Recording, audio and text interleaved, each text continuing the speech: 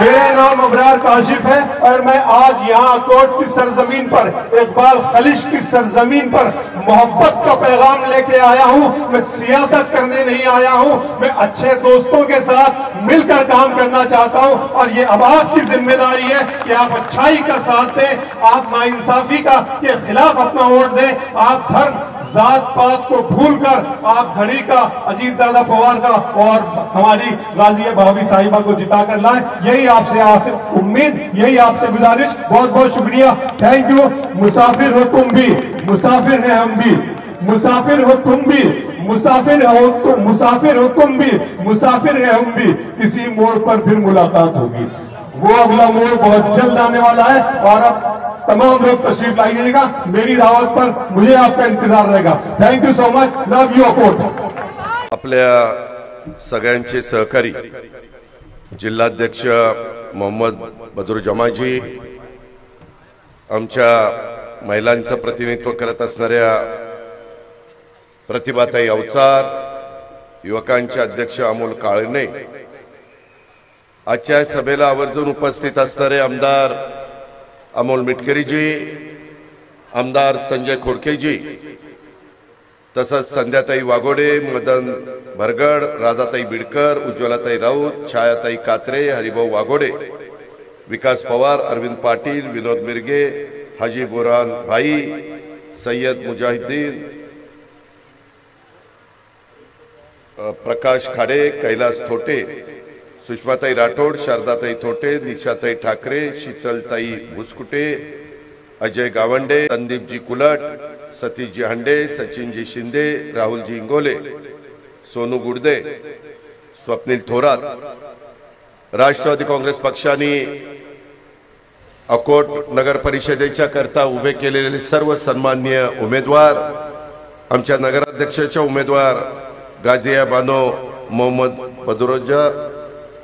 बदरुल जमा, तसंच माझे प्रतिष्ठित नागरिक, माझ्या लाडक्या बहिणी, उपस्थित सर्व माझे पत्रकार मित्र आणि माझ्या तरुण मित्रांनो, थोडासा उशीर झाला त्याबद्दल दिलगिरी व्यक्त करतो। रोज मला 4 ते 5 सभा घ्याव्या लागतात। सर्वच राजकीय पक्षाचे नेते रोज 4 ते 5 सभा घेतात। महाराष्ट्रामध्ये 288 भागामध्ये नगरपालिका, नगर परिषद आणि नगरपंचायतीच्या निवडणुका चालू आहेत। आज देखील मी तुमच्या भागामध्ये आलोय, ते आपल्या परिसरामध्ये अकोट नगर परिषद, हिवरखेड नगर परिषद,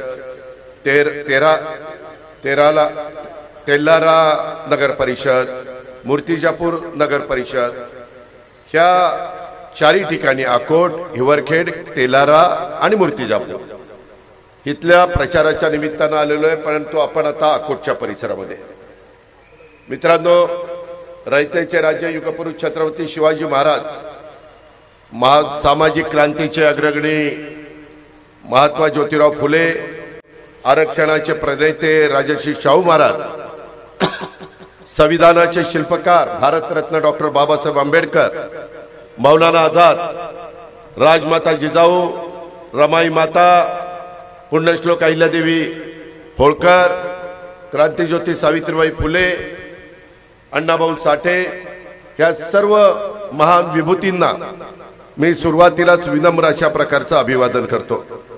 तसंच माझा अकोटचं ग्रामदैवत नरसिंह महाराज, कालंका माता, वासुदेव महाराज यांना देखील मी नमन करतो। मित्र, आम्ही राष्ट्रवादी काँग्रेस पक्षाच्या माध्यमातून महाराष्ट्राच्या चांद्यापासून बांद्यापर्यंत काम करत असताना शाहू फुले आंबेडकर या महामानवांच्या पुरोगामी विचारांचा पक्ष म्हणून आम्ही आमच्या पक्षाची सातत्याने वाटचाल चालू ठेवली आहे। सर्व धर्म समभाव ही राष्ट्रवादी काँग्रेस पक्षाची ओळख आहे। आपल्याला सगळ्यांना ज्ञात आहे, युगपुरुष छत्रपती शिवाजी महाराजांनी 18 पगड जाती आणि 12 बलुतेदारांना सोबत घेऊन स्वराज्याचं तोरण बांधलं। शिवरायांचं स्वराज्य म्हणजे कुण्या एका धर्माचं किंवा एका जातीचं नव्हतं। तोच विचार संयुक्त महाराष्ट्राच्या स्थापनेनंतर तुमच्या माझ्या महाराष्ट्राचे पहिले मुख्यमंत्री स्वर्गीय यशवंतराव चव्हाण साहेबांनी नव महाराष्ट्राला दिला आणि हाच पुरोगामी वारसा म्हणजेच आपला सर्वांचा महाराष्ट्र आहे। आजच्या दिवशी आत्ताच आमचे सहकारी अमोल विटकरी साहेबांनी संविधानाच्या बद्दल आपल्याला ती त्या ठिकाणी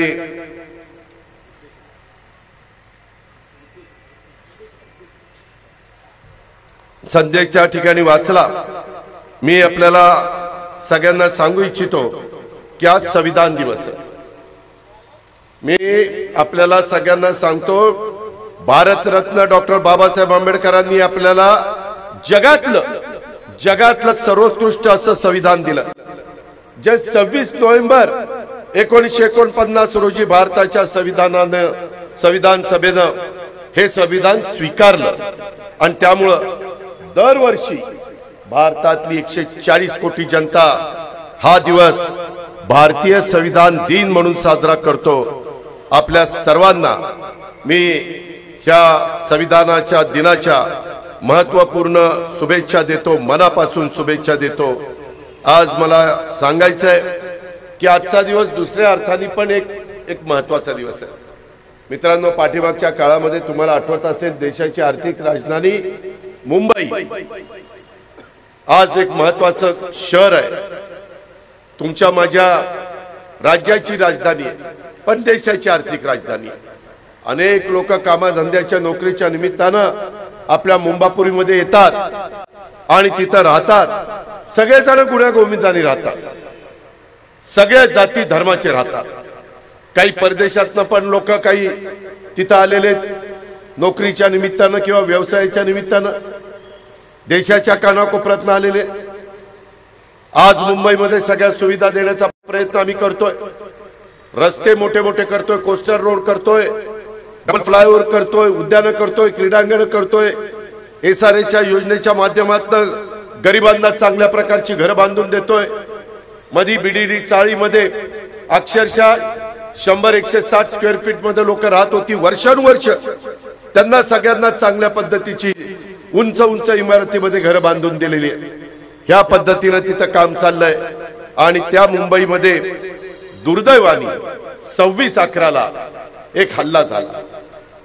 त्याच्यामध्ये कसाब सापडला, नंतर त्या कसाबला फाशी दिली।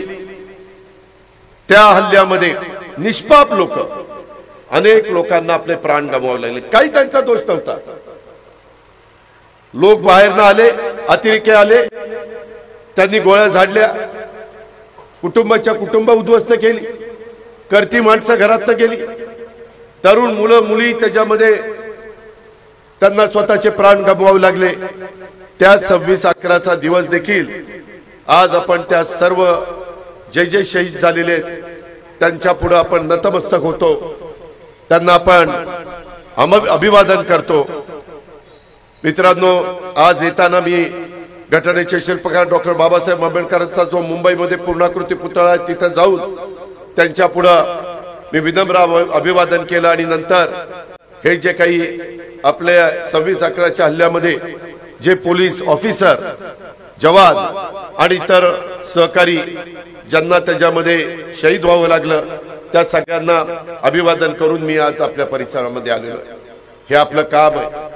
पुढच्या पिढीला पण कळलं पाहिजे ह्या लोकांचं योगदान तुमच्या माझ्या राज्याच्या करता, तुमच्या माझ्या महाराष्ट्राकरता, आपल्या सगळ्या समाजाच्या करता महत्त्वाचं आहे। आणि म्हणून आजचा दिवस त्या दृष्टीने देखील आपण सगळ्यांनी लक्षामध्ये ठेवला पाहिजे। मित्रांनो, आजचा दिवस अकोटमधील नागरिकांना तसं बघितलं तर अतिशय आनंदाचा आणि महत्त्वाचा दिवस आहे। कारण आपल्या आशीर्वादाच्या जोरावर आमचं जे घड्याळ आहे त्या घड्याळाच्या चिन्हावर आम्ही अकोट शहराचं प्रतिनिधित्व करण्याच्या करता उमेदवार दिलेले। आम्ही सर्वांना त्याच्यामध्ये संधी दिलेली आहे। काही नवे उमेदवार दिलेले, नव्या दमाचे दिलेले। कारण उद्याचा महाराष्ट्र, उद्याचा अकोट, उद्याचा विदर्भ आपल्याला त्यांच्या हातात द्यायचा आहे। आम्ही पण एकेकाळी राजकारणाला सुरुवात केली त्यावेळेस एकदम तरुण होतो। मी तर वयाच्या 30व्या वर्षी मला त्या भागातल्या लोकांनी खासदार केलेलं होतं। गेल्या 35 वर्ष मी समाजकारण राजकारण करतोय, परंतु कधी बाबांनो जातीचा पातीचा नात्याचा गोत्याचा विचार केला नाही। समाजाचं भलं कशात आहे, समाजाचा आपण काय त्यांना देऊ शकतो, आपण त्यांच्यामध्ये चांगलं परिवर्तन कसं घडू शकतो हा विचार आम्ही केला अकोट शहराला तसं बघितलं तर मोठा धार्मिक आणि सांस्कृतिक वारसा लाभलेलं हे शहर आहे. अकोट शहराचं आराध्य दैवत नरसिंग महाराज आणि वारकरी संप्रदायाचे थोर शिरोमणी संत वासुदेवजी महाराज यांच्या पदस्पर्शाने पावन झालेली ही भूमी आहे. अकोट शहराला लागूनच असलेलं मुंडगाव इथं श्री संत गजानन महाराजांच्या पादुका संस्थांमुळं धार्मिक दृष्टिकोनातनं हे देखील ठिकाण हे अतिशय महत्वाचं आहे. अकोट नगरपालिका क्षेत्रातील सध्याची परिस्थिती जर आपण बघितली तर आपल्या लक्षात येईल अनेक प्रभागामध्ये म्हणजे साधारण अकोटमध्ये एकूण जी प्रभागांची संख्या आहे ती 17 आहे आणि त्या 17 प्रभागामध्ये आपण जर पाहिलं तर अनेक ठिकाणी रस्त्यांची कामं खराब आहेत, त्याच्यामध्ये विद्युत सुविधा नाहीये, स्ट्रीट लाईटची व्यवस्था करण्यात आलेली नाहीये. शेवटी कुठलंही शहर वाढायचं म्हटलं तर पाणी पुरवठा करणाऱ्या टाक्यांची साफसफाई होत नाहीये. त्याच्यामुळं माझ्या अकोटच्या नागरिकांना अतिशय खराब असं दुर्गंधीयुक्त पाणी प्यावं लागतं. माझ्या अकोटमध्ये नगरपालिकेच्या मैदानाची अवस्था अतिशय वाईट आहे. क्रीडांगण, विद्यार्थ्यांच्या करता वाचनालय, अभ्यासिका अद्यावत नाहीये, जॉगिंग पार्क नाहीये. आठवडे बाजाराची अवस्था तर किती बिकट आहे हे रोजचे रोज तुम्ही अनुभवता. मित्रांनो, मी ज्या भागातनं येतो तो भाग कधीतरी तुमच्या पाहुण्यारावळ्यांच्या निमित्तानं तिथं या, बघा मी काय भाग केलेला आहे. कधी कधी माझ्यावर टीका होती, एखादा शब्द माझ्याकडनं चुकीचा जातो तो गेला नाही पाहिजे. मी परवा इथं बोलत असताना मला वाटतं अंबाजोगाईला त्या बाबतीमध्ये जरा बोललो, मीडियाने ते चालवलं, तो त्यांचा अधिकार आहे. पण मित्रांनो, मी स्वच्छतेचा भोक्ता आहे. स्वच्छता ठेवायला सगळ्यांनाच जमतं. संत गाडगे बाबा महाराजांनी आपल्याला शिकवलंय, संत तुकडोजी महाराजांनी आपल्याला शिकवलेलं आहे, आपल्या वडीलधाऱ्यांनी आपल्याला शिकवलेलं आहे. कचऱ्याची विल्हेवाट नीट लावली पाहिजे, वृक्षारोपण चांगलं केलं पाहिजे. पर्यावरणाचा समतोल आज ढासळायला लागलेला आहे. ग्लोबल वॉर्मिंगचं संकट आपल्यावर आहे. अकोटकरांनो किंवा इथं हिवरखेडचे पण काही लोक असतील, त्यांना मला सगळ्यांना सांगायचंय, तेलाराचे काही असतील त्यांना सांगायचंय, बाबांनो मूर्तिजापूरचे असतील त्यांनाही सांगायचंय, तुमचे पाहुणे रावळे असतील तर सांगा. इथं आपल्याला आम्ही प्रतिनिधित्व देत असताना आमच्या अकोटला ओबीसी महिला म्हणून गाजिया बानो मोहम्मद बदरुजम्मा यांना उमेदवारी दिलेली आहे. आमच्या सर्वसाधारण जागेत हिवरखेडला आचल सुरेशराव ओंकारे ही सर्वसाधारण महिला आम्ही तिला उमेदवारी दिलेली आहे. त्याच्यानंतर आम्ही तेलाराला राजकन्या मधुकरराव पवार मागासवर्गीय समाजातली आमची मुलगी तिला उमेदवारी दिलेली आहे. आमची भावगी पण पाहिजे ना, त्याच्यावर पवार तिथं उभं केलेले आहे. आणि सर्वसाधारण मध्ये आमच्या मूर्तिजापूर मधनं कृष्णरावजी गावंडे यांना आम्ही उमेदवारी दिलेली आहे. मित्रांनो, मला माहिती आहे अकोट हे शहर देखील सर्व जाती धर्माचं शहर आहे. जवळपास इथं अनेक सहकारी इथं गुण्यागोविंद राहतात. 82,000 मतदार आहेत, त्याच्यात माझे 32,000 मुस्लिम बांधव आहेत. त्याचबरोबर माझे 8,000 माळी समाज इथं राहतो. इथं बारी समाज 7,500 राहतो मतदार आहेत. एससी समाज 8,000 मतदार आहेत. हिंदी भाषिक इथं 12,000 आहे. शेवटी तुमच्या माझ्या देशामध्ये कुठल्याही भागामध्ये जाऊन कुणालाही राहण्याचा अधिकार आहे. आज इथं हिंदी भाषिक पण पहिल्यापासून राहतात, त्याच्यामध्ये मराठा समाज पण आहे. अशा पद्धतीनं अनेक जाती धर्माचे लोक, त्यालाच आम्ही सर्व धर्म समभाव म्हणतो आणि त्या प्रकारे इथं लोक राहताय. माझी आपल्याला सगळ्यांना विनंती आहे की ह्या सगळ्यांना आपल्याला न्याय द्यायचा आहे. आपल्याकडे योजना खूप आहेत, केंद्र सरकारच्या योजना आहेत. देशाचे पंतप्रधान नरेंद्र मोदी साहेब त्यांनी घर बांधणीचा कार्यक्रम दिलेला आहे, पंतप्रधान आवास योजना. त्यांनी शेतकऱ्यांना त्या ठिकाणी मदत ते करतात. आम्ही महायुतीच्या सरकारच्या माध्यमातून शेतकऱ्याला मदत करतो. आजच मला काही शेतकरी भेटले, व्यापारी भेटले, ते मला सांगत होते की दादा आम्हाला इथं जिनिंग प्रेसिंग चालतं, कापसावर प्रक्रिया करणारी एक मोठी इंडस्ट्री इथं उभी आहे. त्याच्यामधनं सरकीमधनं आम्ही तेल काढतो. अशा अनेक गोष्टी आम्ही इथं करतो, परंतु त्याच्यामध्ये काही अजून आम्हाला मदत पाहिजे. आमच्या इंडस्ट्रीला लाईटचं बिल जास्त येतं, ते त्या ठिकाणी आता कमी करा. अशा अनेक गोष्टी माझ्या कष्टकऱ्यांनी पण सांगितलं की दादा माझा कापूस घेताना मला तिथं काही मर्यादा लावल्या जातात. माझा शेतकरी मी त्याची सगळी नोंद घेतलेली आहे, माझ्या व्यापाऱ्याची नोंद घेतलेली आहे.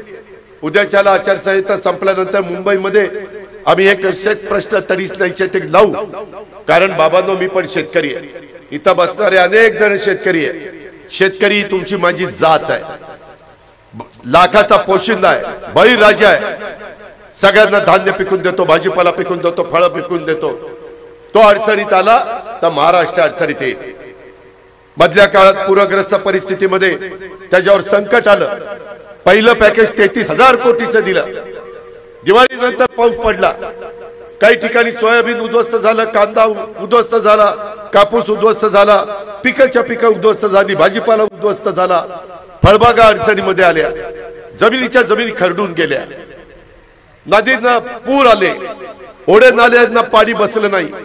कित्येक माझ्या निष्पाप लोकांच्या घरामध्ये पाणी त्या ठिकाणी गेले. काय त्यांचा दोष होता? माझ्या शेतकऱ्यांच्या शेतीचं नुकसान झालं.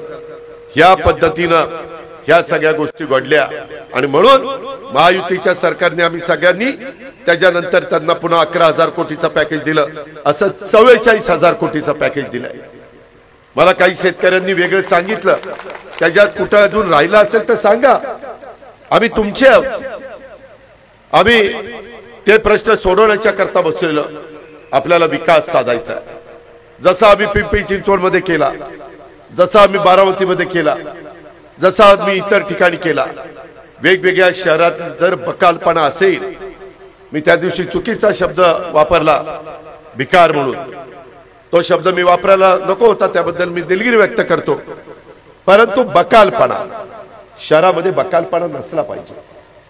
शहर पुन्हा कुठलंही असू द्या, त्याच्यामध्ये सगळ्यांना योग्य पद्धतीच्या सुविधा मिळाल्या पाहिजे. स्वच्छ चांगलं पाणी मिळालं पाहिजे. पाणी खराब मिळालं तर त्याच्यातनं रोगराई पसरते. अंडरग्राऊंड ड्रेनेज पाहिजे. अंडरग्राऊंड ड्रेनेज नसेल तर डासांचा प्रादुर्भाव होतो. त्याच्यामध्ये कुठेही चुकीची झाडं विडाबाबळी वगैरे आल्या तर त्या काढल्या पाहिजे, तिथं स्वच्छ केलं पाहिजे, चांगली झाडं लावली पाहिजे, देशी झाडं लावली पाहिजे. ते करता येतं. वेगवेगळ्या योजना आहेत. राज्यांनी पण यंदा काही लाख झाडं लावायचा कार्यक्रम घेतला.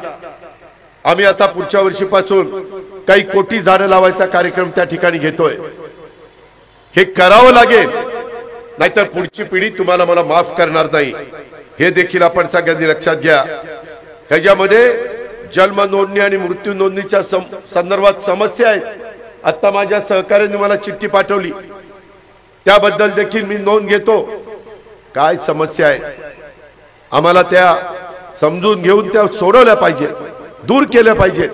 तुमच्या अडचणी सोडवण्याच्या करताच, तुम्हाला समजून घेण्याकरताच आज सकाळी सकाळी संविधानाच्या दिनाच्या निमित्तानं तुम्हाला भेटण्याच्या करता, शुभेच्छा देण्याच्या करता मी इथं आलेलो आहे. बाबांनो, आता आमच्या अमोल मिटकरी साहेबांना पण बोलायचं होतं, संजय खोडकेंना पण बोलायचं होतं, प्रतिभाताईंना बोलायचं होतं, पण माझे पुढचे दौरे डिस्टर्ब होतात आणि वेळेत प्रचार संपवावा लागतो. म्हणून मी सगळीकडे सांगतो, मी याच्या आधी भाषण करा, मी आल्यावर अजून एखादं भाषण आणि माझं भाषण. त्याच्यामुळं कुणी गैरसमज करून घेऊ नका. तुमची सगळ्यांची आम्हाला मदत हवी. आम्ही अलीकडे संजय खोडकेंना पण विधान परिषदेवर संधी दिली. ते अमरावती जिल्ह्याचे सुपुत्र आहेत. आपल्या अकोल्याचे आमचे अमोल मिटकरींना पण आम्ही संधी दिली. आमच्या प्रतिभाताई, पहिल्यापासून आम्ही एकत्र काम केले. राष्ट्रवादीची स्थापना झाल्यापासून अतिशय चांगल्या प्रकारे समाजामध्ये शिरून काम करणारी ही आमची लाडकी बहीण आहे. ह्याचा आम्ही अनुभव घेतलेला आहे. आज आमच्या इथं वेगवेगळे तरुण पण सहकारी चांगल्या पद्धतीनं काम करण्याचा प्रयत्न करतायत. त्यांनाही तिथं मग आमचा संदीप कुलट असेल किंवा इतर माझे कार्यकर्ते असतील, त्याच्याही संदर्भामध्ये आम्हाला सगळ्यांना बरोबर घेऊन जायचं. तरुण, वयस्कर, मधल्या वयातले, लाडक्या बहिणी. काहींनी मला सांगितलं की दादा, लाडके बहिणी योजनेच्या बद्दल गैरसमज पसरवण्यात येतो. गैरसमज पसरून देऊ नका. लाडक्या बहिणींना वेळच्या वेळेला कशा पद्धतीनं त्यांचा अधिकार, त्यांचा जो काही हक्क आहे तो देण्याचं काम आम्ही करतो। मालमत्ता वाढीव कर आकारणी ही तुमच्या भागातली समस्या आहे मित्रांनो। आम्ही माझ्या बांधवांनो, मी जरी राज्याचा उपमुख्यमंत्री असलो तरी देखील हे प्रश्न सोडवण्याच्या करता धमकडी ताकद आमच्यामध्ये आहे। मी शब्दाचा पक्का आहे। मी आपल्याला सगळ्यांना सांगतो, मी वेळ मारून नेणारा कार्यकर्ता नाही, कारण हा शेवटी तुमचा माझा महाराष्ट्र आहे, शिवशाहू फुले आंबेडकरांचा महाराष्ट्र आहे आणि त्यांच्याच विचारांनी तुम्हाला मला सगळ्यांना पुढे जायचं। जाती जातीमध्ये धर्मामध्ये तेढ निर्माण करून कुणाचं भलं होत नाही, त्याच्यातनं कुणी राजकीय पोळी भाजण्याचा प्रयत्न करू नये। शिवाजी महाराजांची शिकवण काय, मौलाना आझादांची शिकवण काय, शाहू महाराजांची शिकवण काय, महात्मा ज्योतिराव फुलेंची शिकवण काय, आज जो संविधान दिन आपण साजरा करतो उभ्या भारतात, त्या डॉक्टर बाबासाहेब आंबेडकरांची शिकवण काय, ह्याचा विचार करा ना। अण्णाभाऊ साठेंची शिकवण काय, हे आपण कधी विचार करणार का नाही? मित्रांनो, लोकांना भडकून देणं फार सोपं असतं, लोकांच्या मध्ये गैरसमज करणं, लोकांच्या मध्ये अफवा पसरवणं, ह्या गोष्टी फार सोप्या असतात। परंतु बहुजनांचा महाराष्ट्र, शोषित, वंचित, मागासवर्गीय, आदिवासी, अल्पसंख्याक समाज या सर्वांना एकत्रित घेऊन चालणारा शिवछत्रपतींचा महाराष्ट्र हा आपल्याला पुढे घेऊन जायचा आहे आणि त्या सर्वांना सोबत घेऊन चालणारा आणि सर्वांना समान संधी देणारा सेक्युलर विचारधारेचा हा आमचा घड्याळ, हा आमचा राष्ट्रवादी काँग्रेस पक्ष आहे। आणि म्हणून मला आपल्याला सगळ्यांना सांगायचं आहे की आज नगरपालिकेच्या या निवडणुकीच्या निमित्तानं आमच्या हिवरखेड, तेलारा, मूर्तिजापूर आणि अकोट इथं जे काही आम्ही सर्वसाधारण ओबीसी, एससी असे उमेदवार उभे केलेले आहेत, आमच्या लाडक्या बहिणींना केले, आमच्या मुलींना केलंय, आमच्या बांधवांना त्या ठिकाणी केलेलं आहे। त्याच्याशी तुमच्याशी संवाद साधताना एक गोष्ट मला आपल्याला सगळ्यांना आवर्जून सांगायची, सर्वसामान्य कार्यकर्त्यांना संधी देणारा हा राष्ट्रवादी काँग्रेस पक्ष आहे। अमोल मिटकरी यांना देखील आम्ही संधी दिली, त्यांना पण चांगल्या पद्धतीचं काम करायचं होतं म्हणून आज विधिमंडळामध्ये त्यांचं प्रतिनिधित्व आहे। ते वेगवेगळे प्रश्न तिथं मांडतात। मला आठवतंय हिवरखेड नगरपालिका, प्रतिभाताईंना पण आठवत असेल, त्यावेळेस सभागृहामध्ये त्या बाबतीमध्ये आमचा प्राजक्त तनपुरे हा राज्यमंत्री होता अर्बन डेव्हलपमेंटचा, नगर विकासचा, आणि त्यावेळेस आमच्या ह्याच्यामध्ये अमोल मिटकरांनी हा मुद्दा अतिशय लावून धरला आणि मी पण राज्याचा उपमुख्यमंत्री होतो। मी त्याच्यामध्ये सर्वतोपरी सहकार्य केलं आणि प्राजक्तला पण सांगितलं की आपल्याला हिवरखेड नगरपालिका करायची आहे आणि त्या पद्धतीनं आमच्या आंबेडकरांच्या, प्रतिभाताईंच्या आणि सगळ्यांच्या आग्रहाला यश त्या ठिकाणी मिळालं। आता काही जण सांगतात हे आम्ही केलं, आम्हीच केलं। आता खरं काय खोटं काय वरच्यांनाच माहिती। आता मी काय सांगणार, मी फक्त सांगतो तुम्हाला सगळ्यांना माहिती आहे। लोक जरा मला समजतात ही कडक आहे, मी कडक नाही, मी कामाचा माणूस आहे, मी बिनकामाचा माणूस नाही। मला सकाळी उठून 6 वाजता कामाला मी सुरुवात करणारा माणूस आहे। कधी कधी तुम्ही टीव्हीवर बघत असाल, मी ज्यावेळेस पाहणी करत असतो त्यावेळेस वेगवेगळे चॅनलवाले दाखवत असतात, मी तुम्हाला दाखवण्याच्या करता फिरत नाही, मी ते काम चोख करण्याकरता फिरत असतो। आता त्यांनी काय दाखवावं काय दाखवू नये तो त्यांचा अधिकार, ही गोष्ट देखील आपण सगळ्यांनी लक्षामध्ये ठेवा। एक विचाराचा पक्का कार्यकर्ता म्हणून मी अमोल मिटकरींना संधी दिली, त्यांच्यामध्ये काम करण्याची धमक चांगली आहे। अमोल मिटकरी यांना विधान परिषदेवर आम्ही त्या ठिकाणी दिलेलं आहे। ग्रामीण भागातल्या चांगल्या कार्यकर्त्याला संधी देण्याचं काम, शहरी भागातल्या चांगल्या कार्यकर्त्याला संधी देण्याचं काम हे राष्ट्रवादी काँग्रेस पक्ष करत असतो। मला आठवत आहे 10 जून 1999 शिवाजी पार्कला आदरणीय पवारसाहेब, छगन भुजबळ, संभाजी, तारिक अनवर, प्रफुल्ल पटेल, मधुकरराव पिचड, पदमसिंह पाटील, विजयसिंह मोहिते पाटील सगळे मान्यवर तिथं होते। आम्ही त्यावेळेस तरुण होतो, 26 वर्षापूर्वीचा काळ, आणि त्यावेळेस या पक्षाची स्थापना झाली। त्यावेळेस इथं अनेक सहकारी आमचे दाळू गुरुजी होते, ढोणे होते, स्वर्गीय तुकाराम बिडकर होते, हे सगळे आमदार झालेले, सर्वसामान्य कुटुंबातले कार्यकर्ते, वेगवेगळ्या समाजाचं प्रतिनिधित्व करणारे, आणि त्यांच्या मागे देखील समाज चांगला होता. परंतु काळाच्या नियतीच्या पुढे तुमचं माझं काही चालत नाही. आपल्याला हवी हवीशी वाटणारी माणसं अचानक आपल्याला सोडून जातात. त्याच्यातनंच आपले तुकाराम बिडकर साहेब आपल्याला सोडून गेले. त्याच्यामध्ये सतत लोकांच्या मध्ये राहणारा हा कार्यकर्ता, मी त्यांना भावपूर्ण श्रद्धांजली अर्पण करतो. परंतु त्यांनी जी काही आपल्याला रस्ता दाखवलेला आहे, जे त्यांनी आपल्याला दिशा दाखवलेली आहे, त्या दिशेने आपण सगळेजण पुढे जाण्याचं काम त्या बाबतीमध्ये करूया. आज ग्रामपंचायत, नगरपालिका, नगर परिषद, जिल्हा परिषद, त्याच्यामध्ये संस्थांच्या माध्यमातून कार्यकर्त्याला संधी मिळायची असते. म्हणूनच नव्या रक्ताला संधी देण्याचं काम आम्ही केलंय. आम्हाला विश्वास आहे की आम्ही ज्यांना ज्यांना आमच्या आचल सुरेशराव उंकारेला हिवरखेडमध्ये, किंवा आमच्या गाझिया बानू मोहम्मद बदरुजम्मा यांना आमच्या अकोटमध्ये, आमच्या तेलाराला राजकन्या मधुकरराव पवारला आणि कृष्णरावजी गावंडे यांना संधी दिलेली आहे. आता त्या संधीचं सोनं करायचं तुमच्या हातात आहे. बटन दाबायचं काम तुमच्या हातात आहे. तुम्ही त्या ठिकाणी विचार केला पाहिजे. तुम्ही शांतपणे पाहिलं पाहिजे की कुणी काम करून दाखवलंय. इथं येणाऱ्यांपैकी कुणी आपल्या भागातला समाज, त्या सगळ्यांना न्याय देण्याची भूमिका घेतलेली आहे. कुणी तिथं घरकुलाचा कार्यक्रम राबवलेला आहे. कुणी तिथं चांगल्या प्रकारच्या सुविधा देण्याच्या करता प्रयत्न केलेले. म्हणून मित्रांनो सांगतो, मी विकासाचा ध्यास घेणारा कार्यकर्ता आहे आणि म्हणून मी तुम्हाला विकासाला मदत करेन. त्याच्यामध्ये मी मागे काही वेगळे शब्द वापरले, बघा हे काय वापरतात. विकासाला मदत मी करू शकतो, तो माझा अधिकार आहे.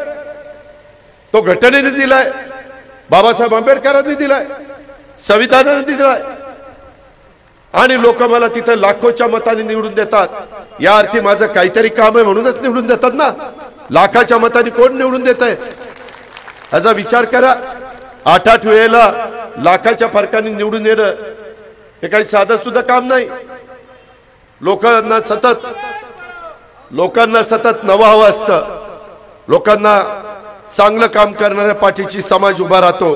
आणि म्हणून माझी आपल्याला सगळ्यांना विनंती आहे, आज या नगरपालिकेच्या निवडणुकीच्या निमित्तानं आपल्या शहराचा आपल्याला विकास करायचा आहे. सक्षम नेतृत्वाची इथं गरज आहे. जग झपाट्याने बदलत आहे, पण हे बदल घडत असताना शाश्वत विकास आणि सर्वांगीण विकास सगळ्या घटकाला वाटलं पाहिजे की हा पक्ष माझाही विचार करतोय, माझ्या समाजाला पण न्याय देण्याचं काम करतोय. या पद्धतीनं आपल्याला पुढे जायचंय. आणि अकोटची परिस्थिती पाहिली तर अकोट हे अकोला जिल्ह्यातलं 2ऱ्या क्रमांकाचं शहर आहे. परंतु इथं कापसाची मोठी बाजारपेठ आहे.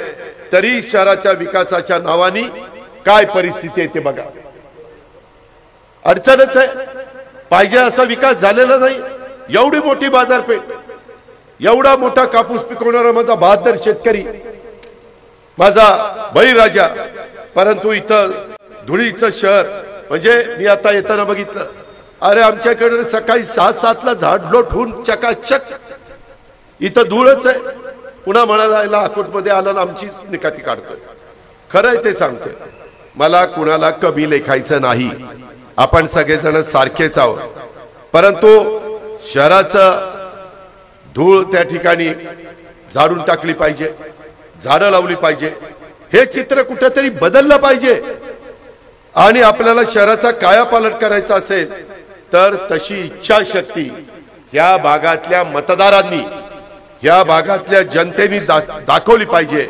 राष्ट्रवादी काँग्रेस पक्ष हे आमचं घड्याळ शहराच्या विकासाला गती देईल अशा प्रकारचा उमेदवार आम्ही तुम्हाला आमच्या गाझिया बानो मोहम्मद बदरुजम्मा ह्या ताईंच्या रूपाने दिलेला आहे. आणि तुम्ही त्यांना आता विजयी केलं पाहिजे. शहराच्या विकासाची हमी ह्या निमित्तानं मी तुम्हाला सगळ्यांना देतो.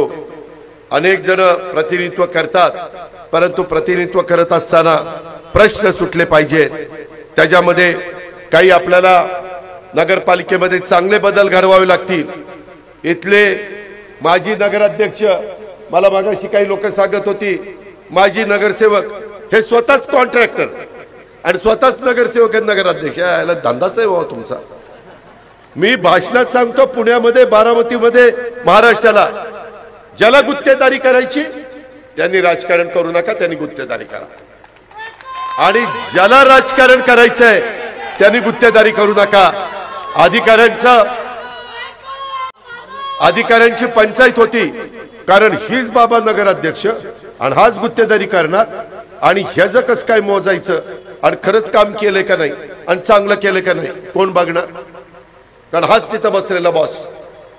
त्यामुळं माझं तुम्हाला सगळ्यांना सांगणं आहे की जे गुत्तेदारी करणारे आणि ते उभे राहिलेले असतील तर त्याला मतं देऊ नका. ते काही त्यांचा इंटरेस्ट वेगळा आहे, त्यांचा इंटरेस्ट पैशामध्ये, इथल्या कामातलं कसे 2 पैसे मिळतील आणि त्याच्यामुळं कंत्राटदार नगरसेवक तेच, बिल मंजूर करणारा नगराध्यक्ष देखील तोच. अशा प्रकारची स्थिती मागा अकोटमध्ये होती की नाही? आम्ही काय खोटं बोलतो का? मग तुम्ही कधी बदल करणार का नाही? त्या पद्धतीनं तुम्ही बदल करा. एक काम तरी काम कुठलं चांगलं झालंय, त्याचा दर्जा चांगला राहिलाय, हे चित्र आपल्याला बदलायचं असेल तर जनतेनं ठरवलं पाहिजे की खरंच आज अजित पवार इथे येऊन सकाळी जे संविधान दिनाच्या निमित्तानं ते जे काही सांगतोय त्याच्यातनं तो कायापालट करायला आपल्याला मदत करेल. मी शब्दाचा पक्का आहे, एकदा शब्द दिला की तो पूर्ण करण्याच्या करता मी माझं सर्वस्व पणाला लावत असतो.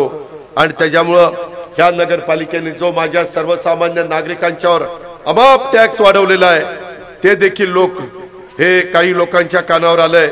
एकाने तक्रार केली की घराचा कर आधी त्याचा बिचाराच्या 700 रुपये होता, आता 1000 रुपये, 700 रुपये की 1000 रुपये होता, तो 17,000 रुपये केला. यांना कळतं की नाही? 1000चा 17,000 कुठनं एवढे पैसे आणायचे? आणि हा विषय राज्य सरकारकडे आणायला हवा होता, पण काही लोकांनी न्यायालयामध्ये गेले. नगर विकास मंत्रालयात हा प्रश्न आपल्याला सोडवता आला असता, परंतु न्यायालयातनं स्टे मिळवला. या विषयाबद्दल देखील न्यायालयीन प्रक्रियेच्या नंतर काही आपल्याला तोडगा काढावा लागेल. तो आपण सरकारच्या माध्यमातून काढू आणि लोकांना दिलासा देऊ. शहराच्या विस्तारीकरणात स्थापन झालेल्या वस्त्यांच्या मध्ये ड्रेनेजची समस्या आहे.